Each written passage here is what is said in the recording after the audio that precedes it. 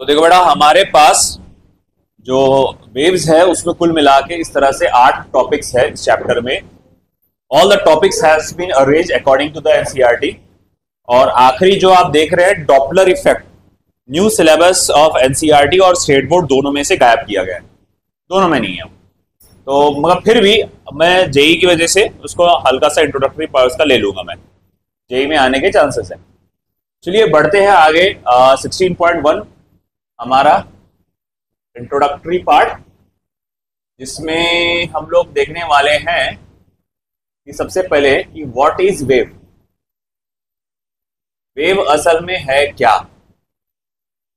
तो इसको डिफाइन इस तरह से किया गया है, an oscillatory disturbance, an oscillatory disturbance, एक ऐसा डिस्टर्बेंस जो ऑसिलेशन करता है। An oscillatory disturbance which causes migration of energy, without actual migration of particle, is called as waves। तो वेव्स असल में है क्या? एक ऑसिलेटरी डिस्टर्बेंस है, जिसमें क्या होता है, एनर्जी का माइग्रेशन होता है from one part of the medium to the other part of the medium without actual migration of particles. यानी नदी में, तालाब में मान लो एक प्लास्टिक की बॉल चलेगी, है ना। जैसे कि अब अगर फॉर एग्जांपल मैं अपने पर्सनल एक्सपीरियंस से बताऊं, तो बालापुर में हमारे घर के पीछे पूरा नदी, मैदान, सब इलाका था, है नॉट था। और वहां पर अक्सर एक बहुत बड़ा मैदान है और वहां हम लोग क्रिकेट खेलते थे। और जब हम लोग वहां क्रिकेट खेलते थे समर वेकेशंस में, तो अक्सर ये होता था, एक बहुत बड़ा कुआं है पास में, वहां पे प्लास्टिक की जो बॉल है या रबर की जो भी बॉल है वो चले जाया करती। अब हुआ क्या कि ये बॉल जो है यहाँ पर एक कुएं के अंदर चली गई। ऑफकोर्स कभी कभार सेंटर में चली जाती थी।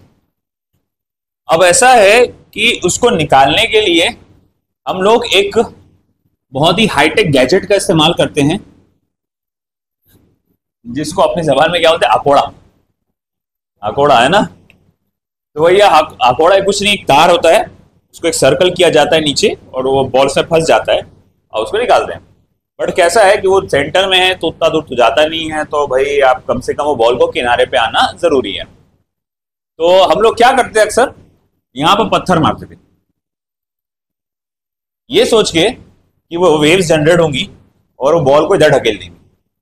बहुत पत्थर मारते थे, मगर देखते, नोटिस करते थे कि भैया भाई बॉल तो वहां से हट ही नहीं रही, बस वही जगह जगह पे ऑसिलेट कर रही। मतलब इससे ये समझ में आया कि वेव्स में एनर्जी एक जगह से दूसरी जगह जाती है ना, मगर पार्टिकल एक जगह से दूसरी जगह नहीं जाते। अगर पार्टिकल जा रहे होते तो ये बॉल भी आगे सरक गई होती। हाँ, फिर बस जो निशान चाहिए अच्छे थे, वो जो अच्छा डायरेक्ट हिट कर सकते थे, डायरेक्ट हिट करते थे, वो बॉल इधर आती निकाल लेते। तो मतलब ऐसा है कि वेव्स में जब मैं बात कर रहा हूँ, अभी फिलहाल जब मैं बात कर रहा हूँ, तो असल में क्या हो रहा है कि आपके कानों तक वाइब्रेशन पहुंच रहा है। बोलते हैं ना, हम कान का एक पर्दा है, पर्दा फट गया तो सुनाई नहीं देता, है ना। We have to be very careful with that. तो ऐसा है कि पर्दे के साथ कोई एक नर्वस सिस्टम या सेंसरी ऑर्गन जुड़ा हुआ है जो ब्रेन तक के जाता है पूरा। उसके बारे में इमरान सर आपको ज्यादा डिटेल सही बता सकते हैं, उसके बारे में ज्यादा नॉलेज मुझे नहीं है। तो होता क्या है कि जब मैं बोल रहा हूं तो हमारे आसपास में मीडियम में क्या है, पार्टिकल्स है, पार्टिकल्स की ऐसी लेयर्स है। जब मैं बोल रहा हूं तो ये ऐसा सा वाइब्रेशन हो रहा है एक एक चीज का, और वो वाइब्रेशन आपके कान तक पहुंच रहा है, और वो वाइब्रेशन की वजह से ये पर्दा जो है ऐसा वाइब्रेट कर रहा है, एयर वाइब्रेट लगातार। तो देखो यहां हो क्या रहा है कि जब मैं बात कर रहा हूं तो यहां के पार्टिकल्स आपके पास नहीं जा रहे, बस वो बाजू वाले पार्टिकल धक्का दे रहे, फिर ये उसके बाजू वाले पार्टिकल को धक्का दे रहे, ऐसे धक्का धक्का धक्का धक्का देते देते देते देते देते आपके कानों तक धक्का वो पहुंच रहा, और फिर वो जो भी पार्टिकल्स है ये और ये वाइब्रेट हो। अगर यहां से ये एटमॉस्फेयर निकाल दिया जाए, अगर एटमॉस्फेयर को यहां से निकाल दिया जाए, मैं कितना भी जोर से चिल्लाऊं तुमको आवाज नहीं आएगी। यानी कि स्पेस में जाकर अगर आप किसी की कान के पास बम भी फोड़ देंगे, वो भले ही जल के खाक हो जाएगा, मगर उसको आवाज जरा भी नहीं आएगी। क्यों? क्योंकि वहां पर एटमॉस्फेयर ही नहीं है, कोई पार्टिकल ही नहीं है जिससे वो आगे जा सके। तो इसी वजह से हम लोग देखते हैं कि यहाँ जो वेव साउंड, जो आपका आवाज जा रही है, the form of waves travel कर रही है हर तरह से। आप जब मोबाइल पे बात करते हो क्या होता है, आप मोबाइल पे बात करते हो, आपकी आवाज जो आपकी फ्रीक्वेंसी के हिसाब से है ना, जैसे मर्दों की फ्रीक्वेंसी कम होती है, औरतों की आवाज की फ्रीक्वेंसी क्या होती है, ज्यादा होती है। यानी कि अगर मैं सपोज करो बात कर रहा हूं, आदमी जब बात करता है तो हमारे जो बीच की लेयर्स है वो ऐसा ऐसा हल्का हल्का ऐसा वाइब्रेट करती है, और जब औरत बात करती है, जब लड़की बात करती है, और जब उसकी आवाज ज्यादा बारीक होती है तो जलजला आ जाता है मीडियम में, है ना। तो भैया ऐसा है, नहीं ये फैक्ट है, साइंस है ना। तो भैया ये तेजी से वाइब्रेशन करता है, यानी इसकी फ्रीक्वेंसी क्या हो जाती है, बढ़ जाती है। इसीलिए कहते हैं लड़की की आवाज की फ्रीक्वेंसी क्या होती है, ज्यादा होती है ना। आजकल तो सॉफ्टवेयर भी आ रहे, आवाज सेट कर दो फ्रीक्वेंसी, है ना। यहाँ पर बोलते हैं अपन माँ, यहाँ पर अपन आदमी की आवाज आ रही, बोल रहा है इंसान आदमी, और वहां पर लड़की की आवाज आ रही। ऐसा प्रैंक किए होंगे आपने कभी ना कभी, हमने तो बहुत बात की है प्रैंक, है ना। भाई मेरे दोस्त को मैंने बोला कई बार ऐसा, मेरे दोस्त को मेरे को मालूम था भाई वो थोड़ा सा किसको देख के खुश हो जाता, तो मैं बार बार उसको फोन करके बोलता था, हाँ मैं ये बोल रही हूँ, है ना। वो असल भाई पहले फालतू की बात, नोट्स चाहिए थी आपसे, ऐसा वैसा, है ना। ठीक है हो गया कॉल, फिर बाद में अरे मंसूर कॉल आया, मतलब ठीक है भाई, चलो भाई ठीक है। उसको बहुत देर तक घुमाया, बहुत दिनों तक क्यों घुमाया मैं, बाद में गधे को समझ गया, आ गया कि मैं छू, है ना। कुछ बातें कि उससे लगा, हिंट लगा कि भैया ये अपने कोई दोस्त बोल रहा और फोन कर सकता है ऐसा प्रैंक, तो बोले मंसूरी कर सकता है, उसको समझ में आ गया। मतलब आप आवाज की फ्रीक्वेंसी चेंज करके बात कर सकते। इवन हमारे बड़े भाई को जब मालूम पड़ा तो उन्होंने भी सोचे, उन्होंने भी प्रैंक करते, तो एक बेचारा मौलाना किस्म का आदमी, है ना, और बाद में उनकी बीवी भी आलेमा बेचारे, अब उन्होंने क्या करे, उनके साथ बोले कि मैं आपकी पहली भी बीवी बोल रही हूँ, तो बोले अरे भाई मेरी कोई पहली बीवी है ही नहीं, नहीं बोले आप भूल गए, बोले आप मेरे को ऐसा नहीं कर सकते, आप ऐसा वैसा करके, तो भाई ऐसा जो उनको सता रहे वो परेशान। फिर आखिरकार उनकी बीवी ने बोले मैं घर के पास वहां खड़ी हूँ, आप आ जाइए मुझे लेने के लिए। वो बेचारे पसीना पसीना हो गए। फिर बाद में उनकी जब बीवी ने बोली कि हम पुलिस कंप्लेंट करने जा रहे, तब मामला थोड़ा संगीन हो गया। अरे भाई अरे मैं हूँ भाभी, है ना, अब कोई और नहीं है, मैं शू करके बड़े भैया ने बोले, मामला थोड़ा सा शांत हुआ। तो भैया ऐसे भी होते हैं, फ्रीक्वेंसी चेंज करके आप आवाज बदल के बात कर सकते हैं। आजकल बहुत कॉमन है, आजकल तो इतना कॉमन हो गया। आप अगर पर्सन जैसे मैं बात कर रहा हूँ, कंप्यूटर क्या करता है, रिसीवर क्या करता है, मेरी बात को रिकॉर्ड करके मेरी आवाज की एग्जैक्ट फ्रीक्वेंसी क्या है वो डिटेक्ट कर लेता है ना। अब वो डिटेक्ट कर लेगा, उसको मालूम है पूरा नोटेशन की मेरी आवाज की फ्रीक्वेंसी क्या है, पैटर्न क्या है बोलने का। अब आप यहां से वर्ड टाइप करो, आप यहां से वर्ड्स टाइप करो, वो एग्जैक्ट वही फ्रीक्वेंसी का साउंड जनरेट करेगा, और लगेगा कि भाई आपको कुछ भी सुनाया जा सकता है एक मेरी आवाज में, है ना। आप जैसा अक्सर होता है, ये जो स्कैमर्स ऐसे बात करते हैं, किसी को बुलाते हैं कि आप इधर आ जाओ, ये हो जाओ, वो आप क्या होता है कि आप बात करते हैं, आपको लगता है कि सामने वाला पर्सन बात कर रहे हैं, बट इन एक्चुअली वो स्कैमर्स होते हैं। तो कभी कभार अभी घर ऐसा लगा कि अचानक से कोई घर का बंदा या कोई जान पहचान वाला अचानक से आपको ऐसी कोई अननोन जगह पे अचानक कुछ एक हट के कोई बात कर रहा है, तो बी अवेयर, हो सकता है कि वो रियल पर्सन ना हो, कोई स्कैमर ने ऐसा कुछ स्कैम किया होगा। तो खैर हमने क्या देखा कि आप देखते हैं वेव्स जो ट्रैवल करते हैं, इस तरह से वेव्स जो है एक मीडियम के एक हिस्से से दूसरे हिस्से से ट्रैवल करते हैं। खैर इसके अलावा भी कुछ वेव्स होते हैं जिनको ट्रैवल करने के लिए मीडियम की जरूरत नहीं पड़ती, बिना मीडियम के भी वो ट्रैवल कर सकते हैं। जैसे कि मानो मैंने क्या कहा, स्पेस का साउंड, अगर मैं स्पेस में हूं तो स्पेस का साउंड मुझे सुनाई नहीं देगा, मगर सूरज की रोशनी हमारे तक पहुंच रही है, और बीच में कोई मीडियम है क्या, मतलब क्या, सूरज की रोशनी को ट्रैवल करने के लिए मीडियम की जरूरत नहीं है। और वो कौन सी वेव है फिर, इलेक्ट्रोमैग्नेटिक वेव। वो कौन सी वेव है, इलेक्ट्रोमैग्नेटिक वेव। तो those medium which do not require any medium for its those waves which do not require any medium for its propagation, they are called as electromagnetic wave. तो on the basis of medium, अगर मैं waves को classify करता हूं तो भैया वो होगा, एक होगा मैकेनिकल वेव,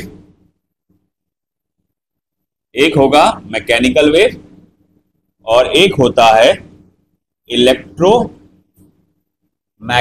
वेव।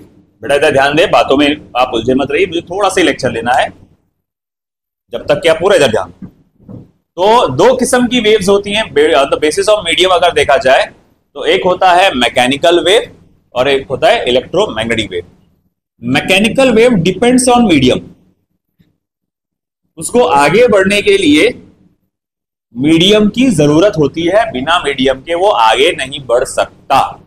जैसे कि मिसाल के तौर पे रस्सी में आप जर्क देते हैं, वो बिना मीडियम के आगे नहीं बढ़ सकता, रस्सी खत्म तो वो भी वेव भी खत्म हो जाती है। गिटार में आप एक प्लग करते हैं, गिटार, सितार, वायलिन, तो वो वाइब्रेशन पूरा थ्रू आउट ट्रैवल करता है, अगर मीडियम खत्म तो वो भी वाइब्रेशन भी खत्म हो जाएगा। मगर ऐसी वेव जैसे मैंने बताया जिसको ट्रैवल करने के लिए मीडियम की जरूरत नहीं है, जैसे कि सारे के सारे electromagnetic waves, ultraviolet rays, radio waves, है ना, हम लोग जो बात करते हैं फोन पे रेडियो वेव्स। अब हम लोग सोचो ना, आप जब इतना हमारे जो स्पेस शटल्स होते हैं और हमारे जो सैटेलाइट्स होते हैं वो स्पेस में होते हैं, काफी दूर दूर भी जाते हैं, वहां से इंफॉर्मेशन कैसे इकट्ठा करते होंगे। अगर सारी वेव मीडियम पे डिपेंड करती तो वो तो आ ही नहीं सकता था हमारे पास, मगर वो इंफॉर्मेशन भेजते in the form of radio waves. हम जब मोबाइल फोन में बात करते हैं, हमारी आवाज according to the frequency convert होती है इलेक्ट्रिक सिग्नल में, और वो इलेक्ट्रिक सिग्नल कन्वर्ट होता है रेडियो सिग्नल में, है ना, और वो फ्रीक्वेंसी मेंटेन रहती है, और फिर वो आवाज जाती है रिसीविंग एंटीना तक।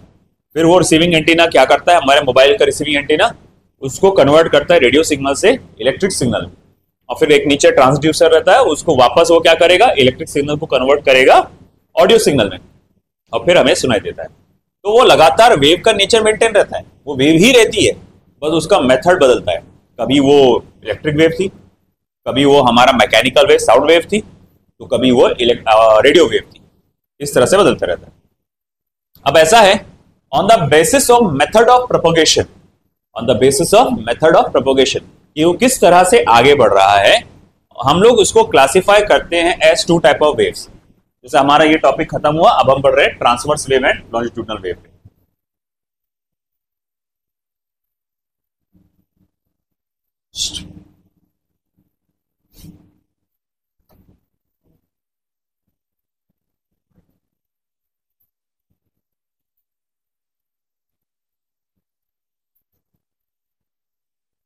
बी सीरियस बॉयज, यहां ध्यान दो बेटा, आपकी जो बातें हैं औरतों की जैसी कुछ काम में नहीं आने वाली, बट ये ध्यान दे दोगे तो काम में आ जाएगा।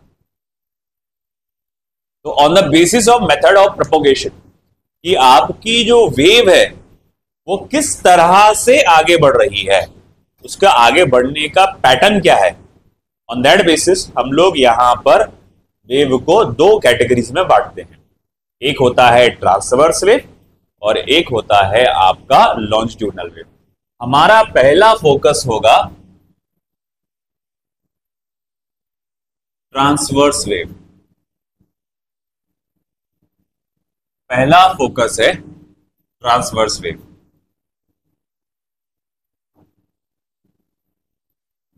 इमेजिन करो कि मैंने इसको एक जर्क दिया, अगर मैंने इसको एक जर्क दिया तो मैं देखता हूं कि जो उसके पार्टिकल्स है रस्सी है ये जो रिजिड सपोर्ट से अटैच्ड है, और इस रस्सी को मैंने ऐसा जर्क दिया, तो इस रस्सी के सारे पार्टिकल्स आप देखेंगे ऊपर की तरफ वाइब्रेट कर रहे हैं, और ये ऊपर की तरफ वाइब्रेट करते आगे तक जाएंगे, है ना।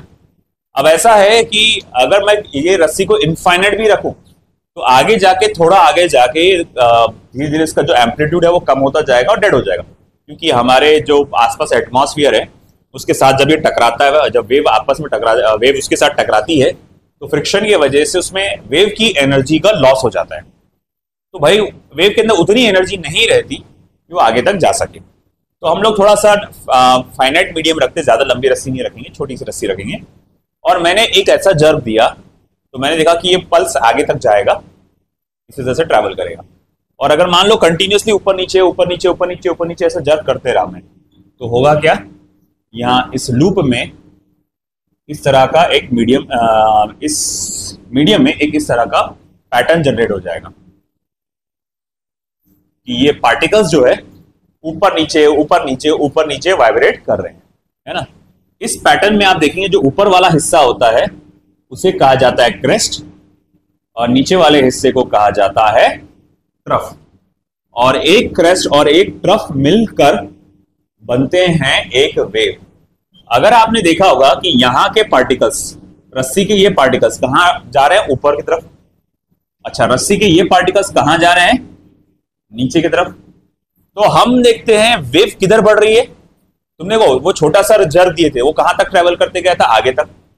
तो अब जब कंटिन्यूअसली आप ऐसा कर रहे हैं तो आप क्या देख रहे हैं? एनर्जी यहां से वो हिस्से तक ट्रेवल कर रही है, मगर पार्टिकल अपनी जगह से हिला गया?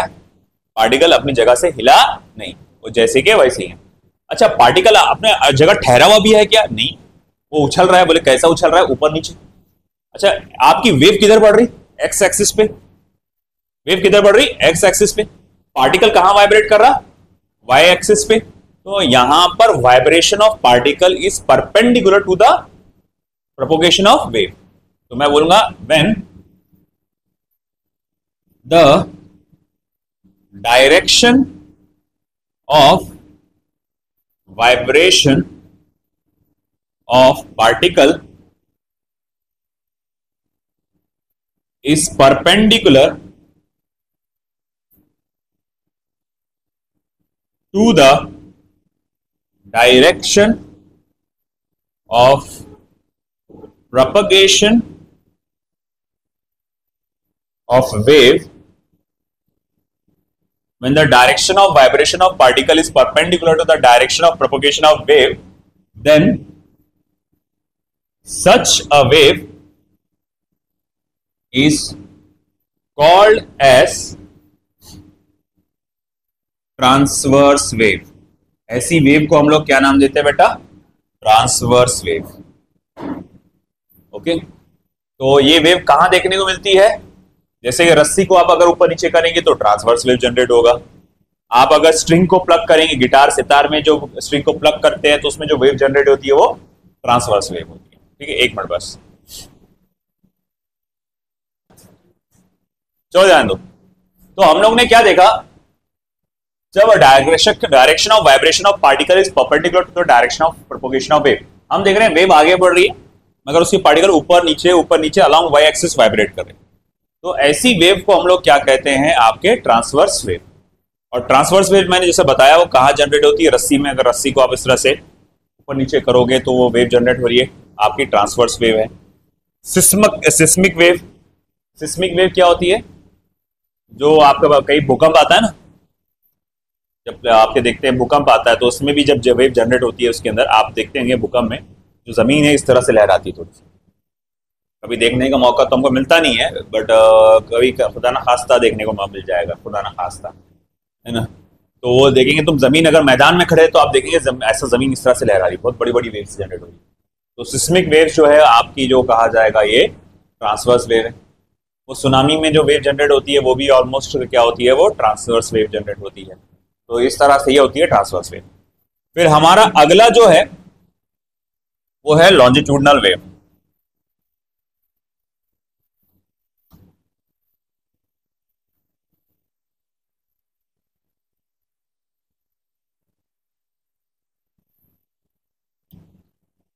तो 16.2.2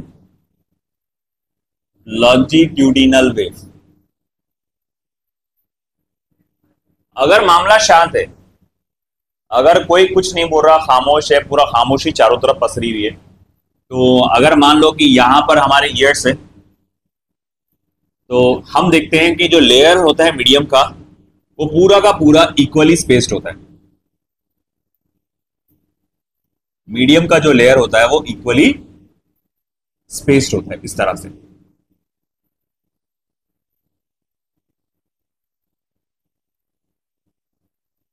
तो मीडियम का जो लेयर होगा वो पूरा इस तरह से इक्वली स्पेस्ड होगा।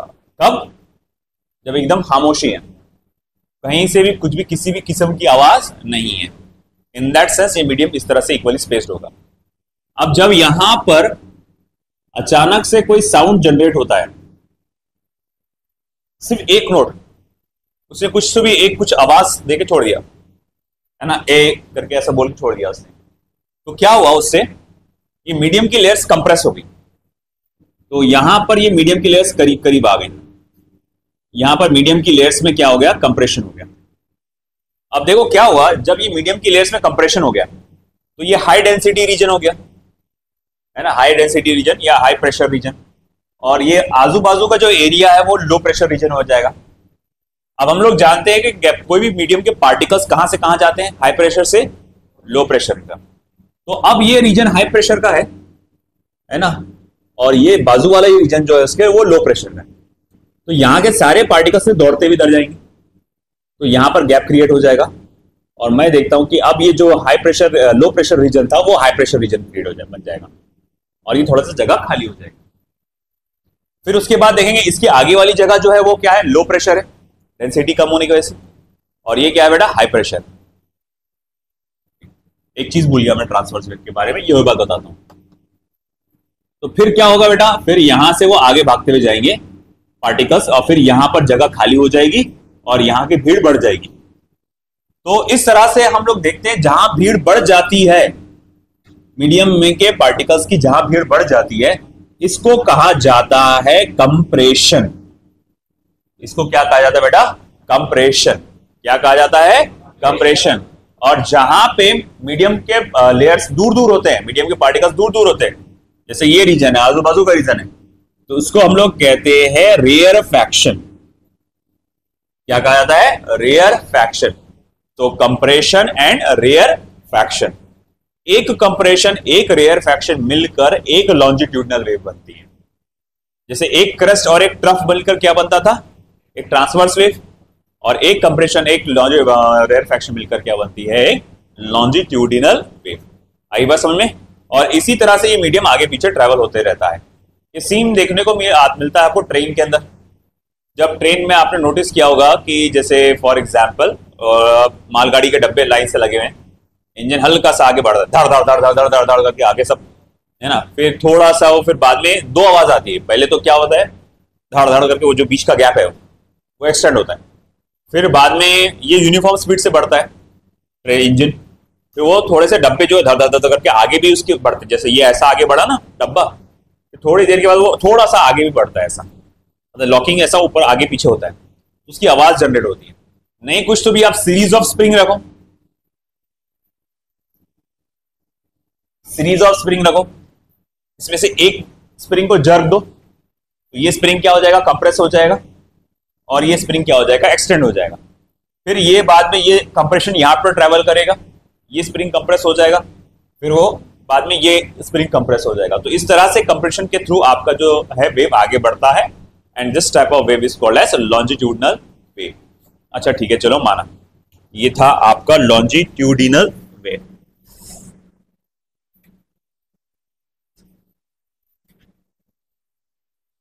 हाँ, अब देखो ट्रांसवर्स वेव पढ़ाते वक्त मेरे से एक पॉइंट छूटा था कि अगर मैं ट्रांसवर्स वेव को स्टडी कर रहा हूं तो इस वेव को मैं स्टडी कर सकता हूं as a function of time, यानी आप टाइम पे फोकस करो, यानी टाइम को थोड़ी देर के लिए कांस्टेंट रख दो या फिक्स कर दो। तो जब मैं टाइम को फिक्स कर देता हूं, मतलब वेव देखो वाइब्रेट कर रही है कर रही है कर रही है कर रही है, ये पार्टिकल ऊपर था फिर नीचे आ रहा है, कभी ऊपर जा रहा है नीचे आ रहा है, अचानक से मैंने टाइम को पॉज कर दिया, टाइम को मैंने क्या कर दिया, फिक्स कर दिया, पॉज कर दिया। तो अब मैं क्या देखता हूं कि वेव यहीं रुक जाएगी, है ना। अब इमेजिन करो आप रस्सी को जर्क दे रहे जर्क दे रहे जर्क दे रहे, अचानक से आपके पास एक ऐसा डिवाइस है जिससे आप क्या कर सकते हैं, टाइम को फ्रीज कर सकते हैं। आपने बटन दबाया, टाइम फ्रीज हो गया, सब फ्रीज हो गए, है ना। तो अब आपको क्या नजर आएगी, आपको शेप ऑफ द वेव नजर आएगी। अगर वेव ऐसी जा रही है, आप बोले कौन सी वेव है, तो मैं बोलूंगा साइन वेव है, प्लस साइन वेव है। अगर वेव ऐसी जा रही है तो माइनस साइन वेव, अगर वेव ऊपर से ऐसी जा रही है तो प्लस कॉस वेव है, अगर नीचे से ऐसी जा रही है तो माइनस कॉस वेव है। तो भाई मतलब क्या हुआ, अगर मैं फिक्स टाइम के अंदर किसी वेव को ऑब्जर्व करता हूं, जा रही क्या, अगर फिक्स टाइम में किसी वेव को ऑब्जर्व करता हूं तो मुझे क्या मिलेगा, उसका वेव का शेप मिलेगा। मैं देखूंगा अरे ये वेव की तो शेप आपकी साइनसोइडल वेव है, साइन वेव है, प्लस साइन वेव है, अरे माइनस साइन वेव है, अरे प्लस कॉस वेव है, अरे माइनस कॉस वेव है। कभी भी कोई वेव टैन वेव नहीं होती, साइन या कॉस। तो बोले आपको अगर आप टाइम को फिक्स करके देखते हैं तो आपको पता चलेगा कि वेव कौन सी वेव है, ये साइन वेव है ना, और या फिर कॉस वेव है, यानी शेप ऑफ द वेव पता चलेगा। वहां लास्ट पार्ट पे जो है, अभी जो लास्ट पार्ट बोलूंगा मैं लॉन्जिट्यूडनल वेव में, सबसे आखिरी वाला पार्ट वो इंपॉर्टेंट है, वो रिवाइज कर लेना ऑनलाइन लेक्चर देख के, ठीक है। तो अब देखो यहां पर अगर मैंने वेव को टाइम को फिक्स करके पढ़ा तो मुझे क्या मिलेगा, शेप ऑफ द वेव मिलेगा। वहीं अगर मैं टाइम को बहने दूंगा, जैसा टाइम जैसा फ्लो हो रहा है, टाइम फ्लो होता रहेगा, अब मैं अपना ध्यान एक छोटे से पोजीशन पे लगाता हूं, एक छोटे से पोजीशन पे लगाता हूं, और जब मैं अपना ध्यान उस पर्टिकुलर पोजीशन पे लगाऊंगा, टाइम फ्लो हो रहा है, टाइम फ्लो हो रहा है, टाइम अभी भी आगे बढ़ रहा है, मगर अब अगर टाइम आगे बढ़ रहा है मतलब ऑसिलेशन वापस से स्टार्ट हो जाएगा, है ना, वो पूरा वेव इस तरह से जनरेट होना चालू हो जाएगी। मगर मेरा ध्यान पूरा किस पर है, एक पोजीशन पे, तो वो मुझे बताएगा कि देखो ये पार्टिकल जो है ना ऊपर नीचे ऊपर नीचे ऊपर नीचे ऑसिलेट कर रहा है, मतलब वो पोजीशन मुझे एक्सप्लेन करेगा oscillatory motion of the particle. क्या एक्सप्लेन करेगा, oscillatory motion of the particle. ये बात समझ में आई आपको, है ना। तो हमने ये देखा कि अच्छा वेव को आप टाइम को फिक्स रख के भी स्टडी कर सकते, अब पोजीशन को भी फिक्स रख के स्टडी कर सकते। तो अगर मैंने टाइम को फिक्स रख के स्टडी किया तो वो मुझे क्या देगा, shape of the wave. Position को फिक्स रख के स्टडी किया तो वो क्या देगा मुझे, आपका oscillatory motion of the particle of that medium. आई बात समझ में आपको। तो देखो ये था हमारा लॉन्जिट्यूड ट्रांसवर्स वेव का पार्ट। अब जब मैं लॉन्जिट्यूडनल वेव में आगे बढ़ रहा था, ओ यार लॉन्जिट्यूडनल वेव में जब मैं आगे बढ़ रहा हूं तो एक पॉइंट है, actually not only related to longitudinal wave but it is related to longitudinal as well as transverse wave.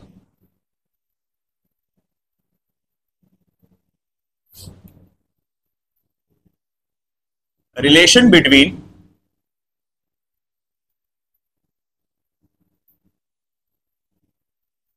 elasticity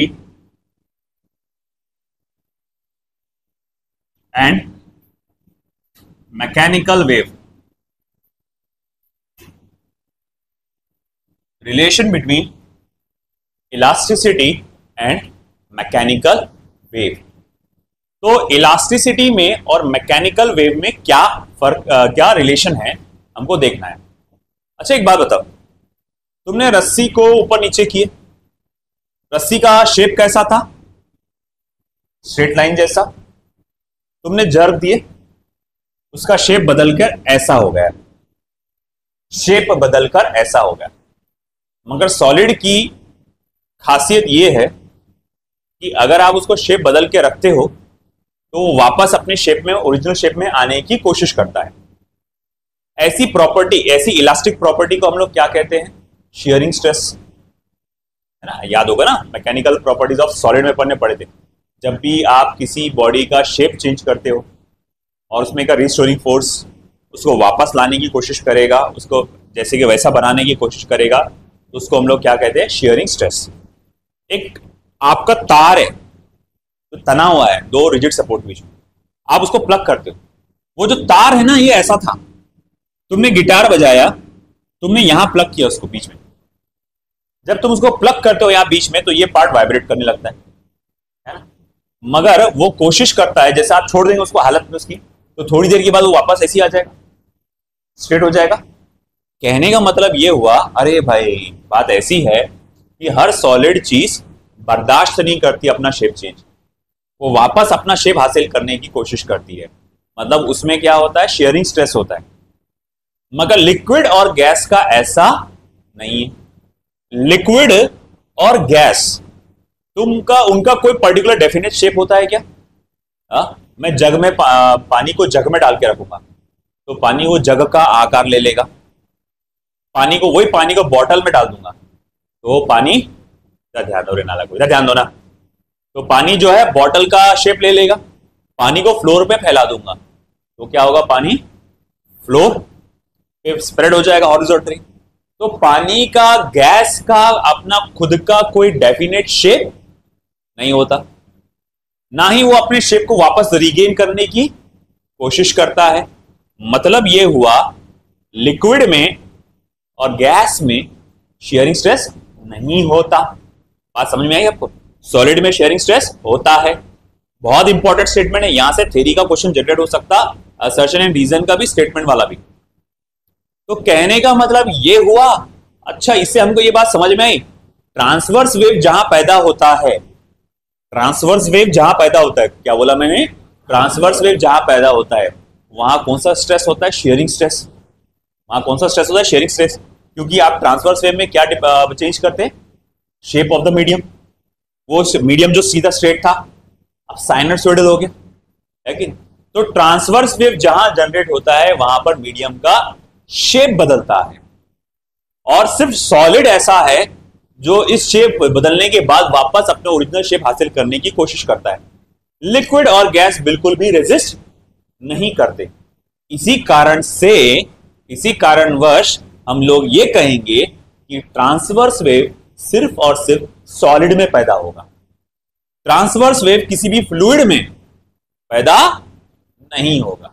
बात समझ में आ रहा क्या? क्योंकि ट्रांसवर्स वेव के लिए क्या होता है? शेयरिंग स्ट्रेस, शेप चेंज होता है, इस वजह से वहां पर पैदा क्या होता है? Sharing stress. और अगर शेयरिंग स्ट्रेस जनरेट हुआ तो क्या होगा? शेयरिंग स्ट्रेस जनरेट हुआ तो क्या होगा? शेप चेंज होगा। और भैया आपका शेप चेंज हुआ तो बॉडी उसको रेजिस्ट करेगी। वो सिर्फ इसमें ये एबिलिटी सिर्फ किसमें है? सॉलिड में। लिक्विड और गैस में ये एबिलिटी बिल्कुल भी नहीं है, इसीलिए ट्रांसवर्स वेव सिर्फ सॉलिड में जनरेट होता है। वेरएस लॉन्जिट्यूडनल वेव में क्या हो रहा था? मीडियम कंप्रेस हो रहा था, रिलैक्स हो रहा था, कंप्रेस हो रहा था, रिलैक्स हो रहा था, यानी मीडियम का वॉल्यूम कम ज्यादा हो रहा था। तो यहां पर कौन सा स्ट्रेस डेवलप हो रहा था? Volume stress. कंप्रेशन रेयरफैक्शन में क्या हो रहा है? वॉल्यूम स्ट्रेस, है ना? मीडियम का वॉल्यूम कम हो रहा है, बढ़ रहा है, कम हो रहा है, बढ़ रहा है, यानी बल्क मॉड्यूलस जिसको हम लोग कहते हैं, यहां पर बल्क मॉड्यूलस जनरेट हो रहा था। तो ऐसा है, चाहे सॉलिड हो, चाहे लिक्विड हो, चाहे गैसियस हो, ये तीनों के तीनों, है ना, आपका मीडियम कंप्रेस भी कर सकते हैं और एक्सपांड भी कर सकते हैं। तीनों में ये पॉसिबिलिटी है। इवन सॉलिड में जब मैं बात करता हूं, जैसे मैं एक वायर के थ्रू बात करता हूं, एक जमाने में टेलीफोन, जो बहुत पुराने जमाने में जब बच्चे खेलते थे टेलीफोन करके, तो एक तार होता था, उसको कप के साथ बांधते थे, भुट्टे के साथ, और एक लंबा तार उसको वहां छोड़ते थे और यहां से ऐसा बात करते थे, हेलो हेलो, है ना? और आप जब यहाँ बात करते हैं तो आपकी जो आवाज है वो वायर के अंदर ट्रांसफर होते हुए जाती है। तो जब वो ट्रैवल करते हुए जाती है वायर में, तो वायर के जो पार्टिकल्स है ना, वो इस तरह से कंप्रेस रिलैक्स होके जाते हैं। तो ये जो आपका कंप्रेशन एंड रेयरफैक्शन वाला सीन है, ये सॉलिड में भी पॉसिबल है, लिक्विड में भी पॉसिबल है और गैस में भी पॉसिबल है। और ऐसा कौन सी वेव में होता है? लॉन्जिट्यूडनल वेव में। इसीलिए लॉन्जिट्यूडनल वेव सॉलिड में भी ट्रैवल कर सकती है, लिक्विड में भी ट्रैवल कर सकती है और गैस में भी ट्रैवल कर सकती है। आई बात समझ में आपको? वेयरएज ट्रांसवर्स वेव सिर्फ सॉलिड और longitudinal wave solid, liquid and gas. आई बात समझ में आपको? तो ये बात ध्यान में रखना। अब ऐसा है कि मान लो एक पर्टिकुलर मैंने साउंड नोट जनरेट किया, मैं आवाज यहां से जनरेट कर रहा हूं, और मैं जब आवाज यहां से जनरेट करूं, मेरी आवाज की पर्टिकुलर फ्रीक्वेंसी है, मैंने उसको आवाज को दो तरीके से आपके पास भेजा। एक तरीका था उसको इन द फॉर्म ऑफ, मैंने ट्रांसवर्स वेव भेजा, in the form of transverse wave. हो सकता है मैंने इलेक्ट्रोमैग्नेटिक वेव में कन्वर्ट किया होगा और वो ऊपर ऐसा परपेंडिकुलरली वाइब्रेट होते गया होगा, आपकी कान तक पहुंचा होगा। एक तरीका है कि मैंने उसे in the form of longitudinal wave आपके पास भेजा। बोले कैसे? बोले आपके कान तक अपने वो जो आता है ना आइसक्रीम का कप, वैसे एक लिए सिस्टम, तार लेके आपके यहाँ तक लाए, मेरे पास भी एक आइसक्रीम का कप है, अच्छा टाइट कर दिए तार को और अपन यहाँ से बोल रहे हैं हेलो हेलो, और ये आवाज आपकी पूरी कान तक जा रही है, आपने पूरा चिपका के रखा। अब ऐसा है कि एक कान से आपके पास जो आवाज आ रही है मेरी in the form of transverse wave, दूसरे कान से जो आवाज आ रही है in the form of longitudinal wave. आपके मन में ये विचार होगा कि दोनों एक ही सोर्स से आ रही है, दोनों एक ही फ्रीक्वेंसी वाली साउंड है, तो हो सकता है ये दोनों आवाजें एक साथ पहुंचेगी, मगर ऐसा नहीं होता क्योंकि इनके इलास्टिक मॉड्यूला चेंज हो गए थे। एक शेयर मॉड्यूलस वाला था और एक बल्क मॉड्यूलस वाला था, इसी कारण से इनकी स्पीड्स भी जो होगी वो चेंज हो जाएगी। तो याद रखना, due to change of elastic modulus speed जो होती है वेव की वो भी क्या हो जाती है? चेंज हो जाती है। तो ये हमारे यहाँ पर दो टॉपिक कवर हो गए। अब बाकी के जो टॉपिक्स है हम लोग देखेंगे वैकेशन के